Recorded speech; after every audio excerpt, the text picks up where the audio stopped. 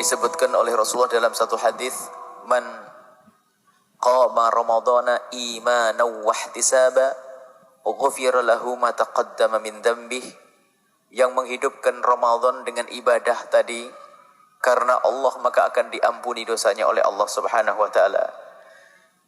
Kemudian di bulan Ramadan ada satu amalan wajib, yaitu puasa yang ya ayyuhalladzina amanu kutiba alaikumusyamu kama kutiba alal ladzina min qablikum la'allakum tattaqun. Allah memberitahu kepada kita dan menyeru khusus kita, hai orang-orang yang beriman, telah diwajibkan kepada kalian semua berpuasa seperti Allah telah wajibkan untuk umat terdahulu.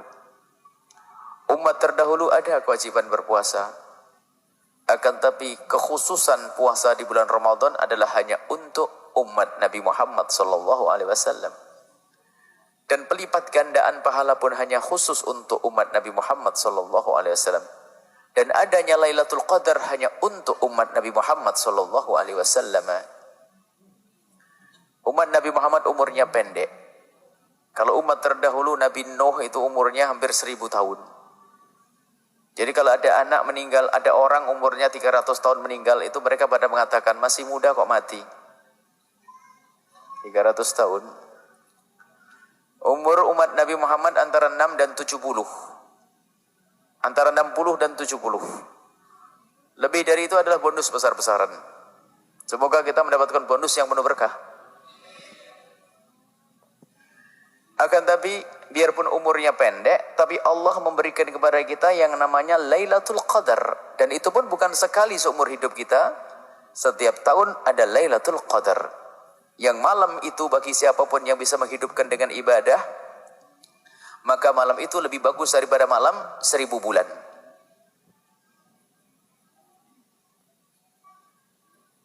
Lebih bagus daripada 1000 bulan. Dihitung 1000 bulan. Itu lebih daripada umur kita.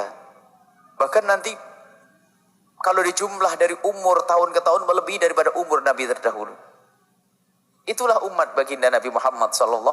Umurnya pendek, akan tapi mudah untuk mendapatkan pahala. Dan kalau dipikir ujiannya enteng. Sebab di dunia ini ujian, sebab Anda di ujian, ujiannya banyak, panjang atau pendek pengennya. Di kelas. Kalau dunia langsung ketahui paham. Nanti kalau pendek cepat mati gitu ya. Kalau kita masuk kelas ujiannya pengennya jangan lama-lama deh, dites, diinterogasi atau diuji. Pengennya cepat. Karena ujian itu gak enak. Deg-degan ditanya ini itu. Dan ujian di dunia itu ujian semua. Yang katanya enak pun ternyata juga bikin deg-degan juga. Gak punya suami, pengen suami, susah. Giliran punya suami, kadang susah katanya. Nggak punya anak susah, punya anak sakit susah. Susah. Dunia susah. Nggak punya duit bingung. Pak punya duit bingung belanja apa? Bingung, saya manusia. Kalau sudah di surga sudah enak betul. Nah, terlintas di hati sudah dikasih oleh Allah Subhanahu wa taala. Baik ini dunia ujian. Dan untuk umat Nabi Muhammad ujiannya pendek. Tapi ujian yang pendek ini akan diberi oleh Allah imbalan yang besar di hadapan Allah Subhanahu wa taala. Dengan ujian yang pendek, tapi kualitasnya melebihi daripada umat terdahulu. Di antaranya kita diberi bulan Ramadan, bulan dilipat gandakan pahala, dan di bulan Ramadan ada lagi nanti Lailatul Qadar yang disembunyikan oleh Allah.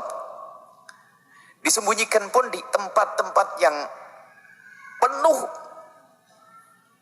dengan keberuntungan.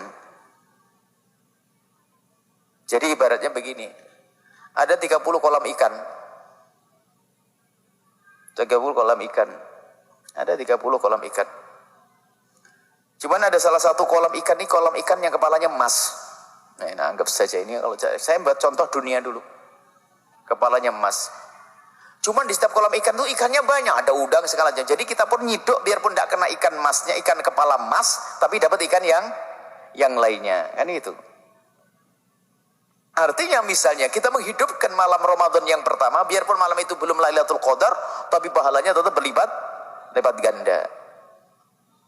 Inilah umat Nabi Muhammad SAW. Malam yang kedua kalau belum ketemu Lailatul Qadar, ternyata kita menghidupkan malam itu, kita mendapat pahala yang berlipat ganda. Dan sengaja disembunyikan. Kalau urusan dunia kita senang. Yang penting 30 kolam itu milikku. Terserah disembunyikan di mana, yang penting panen terus, kan gitu. Mestinya kita, yang penting aku akan panen setiap malam. Tidak tahu Lailatul Qadarnya di malam yang mana, saya nggak tahu.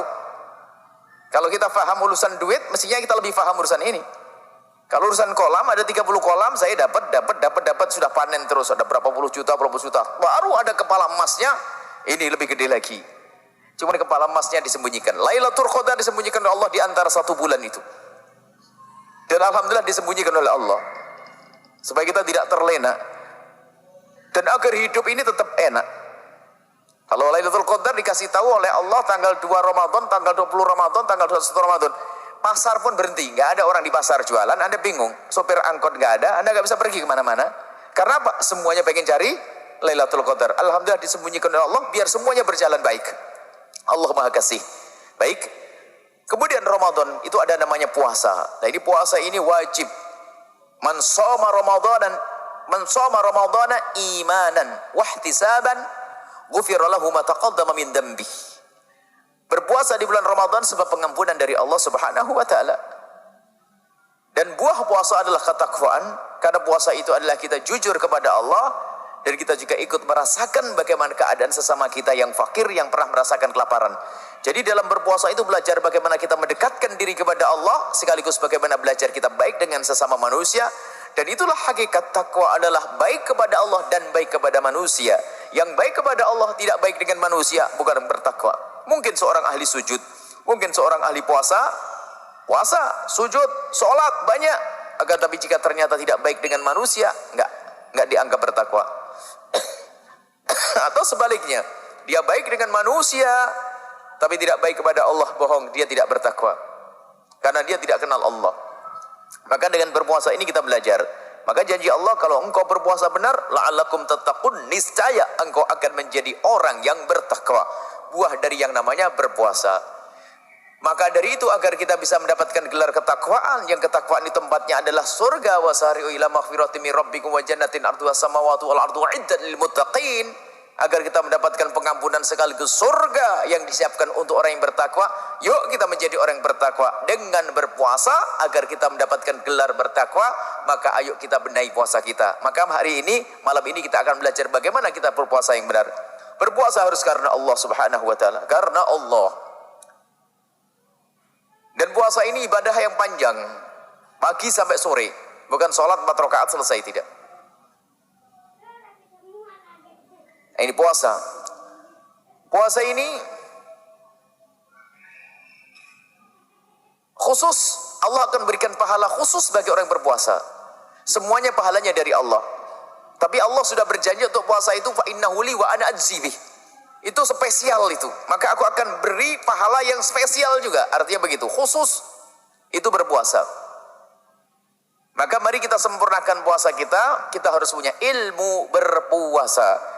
Malam ini kita akan belajar singkat bagaimana kita berpuasa yang benar. Yang pertama adalah niat. Setelah kita mendengar berita bahwasanya malam Id besok adalah Ramadan, maka kita sudah boleh niat mulai dari tadi maghrib. Jadi mulai kapan niat untuk esok hari itu boleh? Mulai waktu maghrib tiba itu boleh niat kita esok hari. Jangan nunggu waktu isya. Artinya tidak harus nunggu waktu isya, nunggu setelah tarawih, tidak.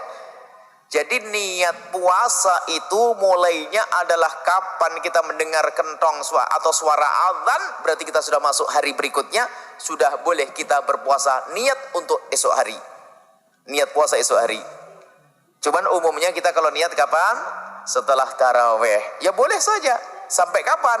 Yang penting mulai terbitnya matahari, kita sudah mulai boleh niat untuk esok hari sampai terbitnya fajar. Kalau sudah fajar terbit, nggak boleh lagi niat. Nggak ada niat lagi kalau sudah masuk waktu subuh.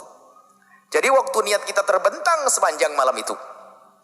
Dan kita wajib menginapkan malam, menginapkan niat. Kita tabyid, wajib kita niatnya di malam hari. Kalau kita lupa tidak niat di malam hari, puasa kita tidak sah.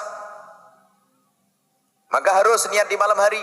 Dan niat itu cukup dengan hati, dan niat itu mudah. Jangan dipersulit urusan niat. Niat itu boleh. Nawaitu shoma ghadin an adai fardi syahri ramadhana wa li hadhihi sanata fardhu lillahi ta'ala.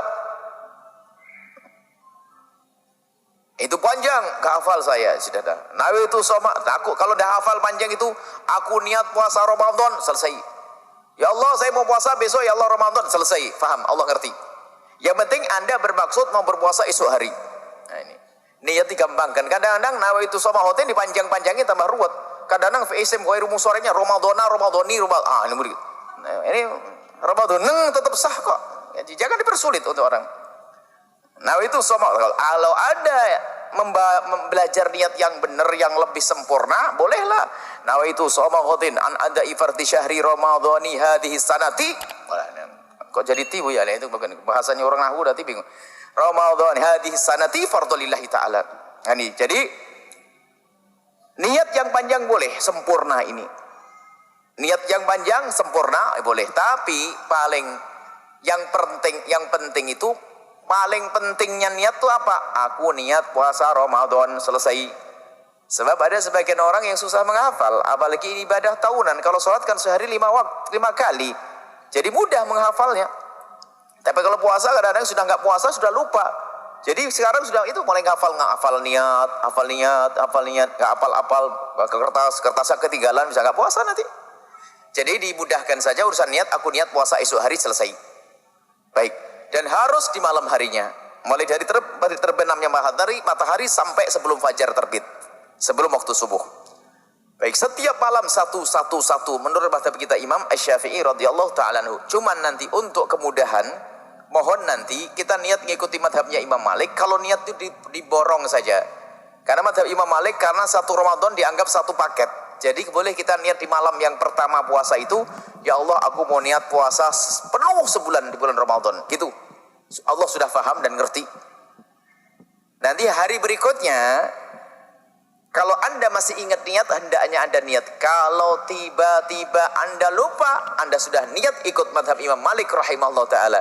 Jadi dirapel niatnya.